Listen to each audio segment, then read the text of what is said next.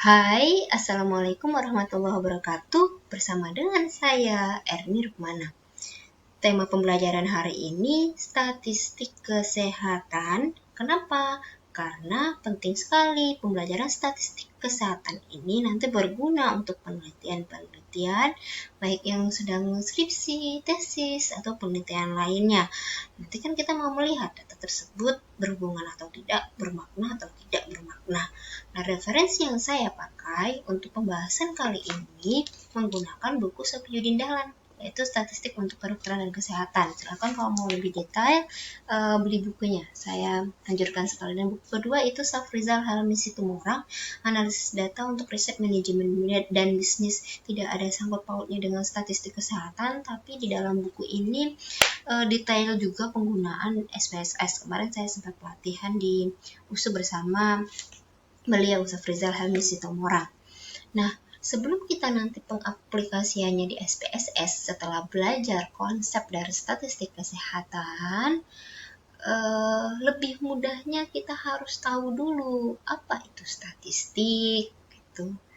Statistik menurut KBBI adalah data-data perangkaan yang dikumpulkan untuk memberikan suatu informasi dari suatu masalah. Jadi bukan hanya data angka-angka tanpa ada makna ya, bingung kita. Ada angka-angka 1, 2, 3 atau 180, tapi kita tidak tahu makna angka tersebut gitu. Ya kan? Nah, ini harus kita informasikan. Setelah kita interpretasi data, kita ajikan data tersebut, kita simpulkan data tersebut dengan analisis-analisis yang sudah dihasilkan.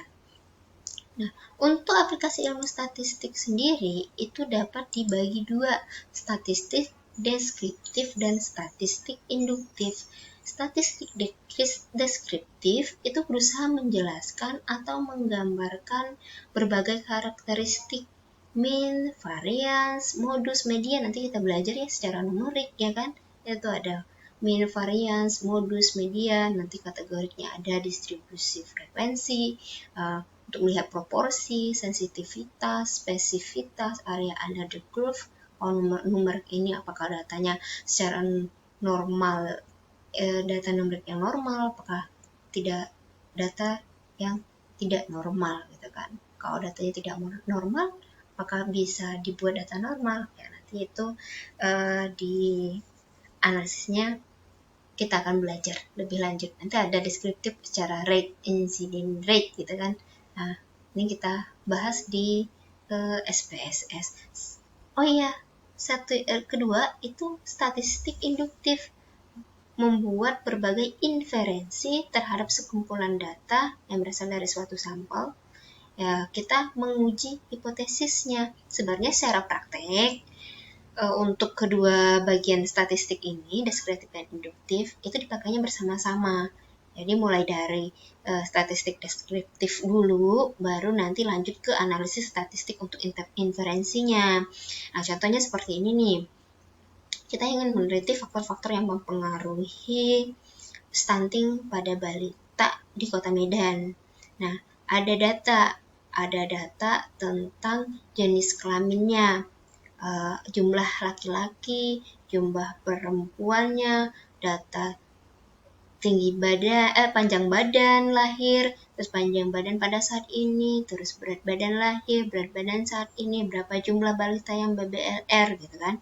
Nah, untuk pertama kali kita analisis data deskriptif dulu, seperti menghitung rata-rata jumlah laki-laki perempuan pada sampel, jumlah untuk panjang badannya, terus untuk berat badannya, terus data status gizinya. Baru nanti lanjut di statistik induktifnya. Faktor apa saja yang mempengaruhi stunting pada balita tersebut gitu. Apakah dari asupannya, apakah dari tingkat higienitasnya atau faktor yang lainnya.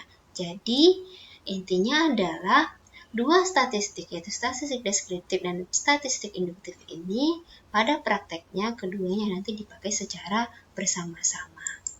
Nah, untuk nantinya di lapangannya. Terus pada saat pengolahan datanya, kita harus tahu skala pengukuran. Apa skala pengukuran itu? Nah, skala pengukuran ini nanti bersifat numerik, kategorik, dan rate. Kalau misalnya sifat-sifatnya, untuk sifat-sifat skala pengukuran, atau skala variabel yang dimiliki variabel tersebut sifatnya dapat dibedakan, dapat diurutkan, terus dapat dihitung jaraknya, dan dapat dikelipatkan. Nah, bagaimana cara membedakan data numerik yaitu interval dan rasio? Karena interval dan rasio juga angka ya. Suhu badan angka kan, pengetahuan juga angka. Umur, berat badan, tinggi badan, kadar gula darah itu kan berupa angka. Makanya numerik kontinu. Nah, ini kan angka, ini angka. Apa bedanya Bu antara interval dan rasio? Interval ini data-datanya bisa diurutkan. Bisa. Terus bisa dibedakan, bisa, tapi dia tidak dapat dikelipatkan. Bisa dihitung jaraknya, bisa. Apa maksud yang dari tidak bisa dikelipatkan? Misalnya kita contohnya ya, ada suhu badan dan pengetahuannya. Di suhu badan ini, suhu badan kan ada 20 derajat Celcius, terus 30 derajat Celcius, misalnya ya 40 derajat Celcius, 60 derajat Celcius. Suhu badan yang 40 derajat Celcius itu bukan dari kelipatan 2 kali 20 derajat Celcius loh gitu. Terus pengetahuan bisa diurutkan, bisa diukur, dapat dibedakan, ya bisa dapat dibedakan, dapat diurutkan, dapat dihitung jaraknya, tapi tidak bisa dikelipatkan. Misalnya ada data pengetahuan hanya 30, terus ada data pengetahuan 40, 60. Nah, data pengetahuan yang 60 itu bukan berarti 2 kali 30 gitu loh. 2 kali 30, 60, bukan berarti seperti itu gitu. Nah, jadi tidak bisa dikelipatkan. Sedangkan rasio ini adalah dapat dibedakan, dapat diurutkan, dapat dihitung jaraknya, dapat dikelipatkan. Bagaimana dapat dikelipatkan? Jadi seperti ini ya, contohnya ada umur, ada berat badan, dan ada tinggi badan, ada kadar gula darah. Ini kan berupa angka semua ya. Nah, untuk variabel umur misalnya, umurnya 24 tahun, terus ada umur 24 tahun, ada 48 tahun, ada 30 tahun, ada umur 60 tahun. Nah, data umur ini kan ada 60 tahun, berarti data itu benar kan 2 kali 30 tahun kan, umur tersebut. Nah, itu maksudnya dapat dikelipatkan. Sedangkan berat badan 40, 80, 45, 90. Nah, data dari 90 kg itu sebenarnya dia data dari 2 kali 45 kg untuk berat badan. Bisa dikelipatkan.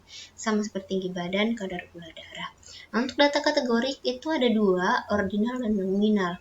Nah, data ordinal ini dia dapat diurutkan. Ya. Misalnya status gizi kurus, normal gitu. Status gizi kurus, normal, gemuk gitu. Terus ada nanti contohnya tentang tingkat kenyerian, nyeri, tidak ada nyeri, nyeri ringan, nyeri sedang. Nah, itu kan dapat diurutkan ya. Tapi tidak dapat dihitung jaraknya. Ya, dapat dibedakan, dapat. Tapi jarak untuk yang dikatakan nyeri tidak nyeri ini hanya tidak bisa dikatakan seperti itu kan. Karena datanya data kategorik. Terus tingkat sosial ekonomi rendah, menengah, tinggi. Terus misalnya ada praktek perawatan sesuai prosedur perawatan, tidak sesuai prosedur keperawatan. Nah, itu contohnya. Untuk nominal ini tidak dapat diurutkan. Nah, contohnya ras. Nggak bisa kan kita bilang, Jawa itu nomor 1, nomor 2 Sunda ini suku paling banyak, Batak juga tidak bisa. Jenis kelamin juga dia ya sejajar, sederajat itu kan, jenis kelamin laki-laki, perempuan gitu. Nah, terus ada rate dan survival rate. Rate dan survival rate ini tidak kita bahas pada skala pengukuran ini. Nanti saya tunjukkan juga SPSS ya. Jadi setelah ini kan kita harus tahu penggunaan dari SPSS. Nah, di sini ada data view dan variable view. Di pengukuran ini datanya ordinal apa nominal gitu. Tapi setelah kita masukin data variabel-variabelnya ya, nanti kita juga membahas kuesioner, terus scoring, terus memasukkan data ke SPSS. Oke, sekian. Kalau misalnya ada pertanyaan, langsung di bawah komen, subscribe jangan lupa, atau kalau mau pribadi gitu kan, bisa ke email saya. Terima kasih, bye.